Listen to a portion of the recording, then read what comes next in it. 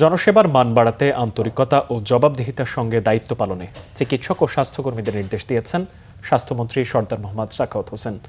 আকস্মিকভাবে শরীয়তপুরের ভেদরগঞ্জ উপজেলা স্বাস্থ্য কমপ্লেক্স পরিদর্শন করে তিনি এই নির্দেশনা দেন। দুপুরে কোনো পূর্ব ঘোষণা ছাড়াই হাসপাতালে পৌঁছান স্বাস্থ্যমন্ত্রী। বিভিন্ন ওয়ার্ড, জরুরি বিভাগ, বহির্বিভাগ ও ঔষধ সরবরাহ কার্যক্রম ঘুরে দেখেন।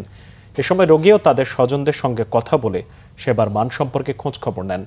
চিকিৎসক ও স্বাস্থ্যকর্মীদের উপস্থিতি ও দায়িত্ব পালনের বিষয়েও পর্যবেক্ষণ করেন। বলেন, দায়িত্ব পালনে অনিয়ম বা গাফিলতির কোনো সুযোগ নেই।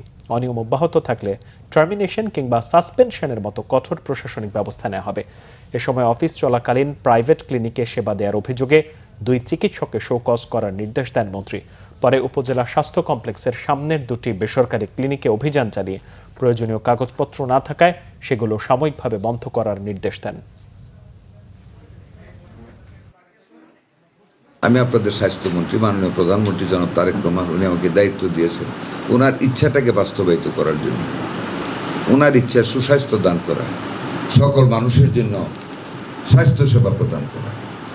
আমি খুব বিনয়ের সাথে আপনাদেরকে অনুরোধ করে যাই, আমি একটা তরকারি মুখে দিয়েছি, ভাজি, আর একটু ভালো কিন্তু করা যায়, পাইংশা, খালি একটু জাল লাগছে, কোনো গন্ধ নাই, আর একটু উন্নত করতে পারবেন, অনেক জায়গায় আরও উন্নত দেওয়া হয়।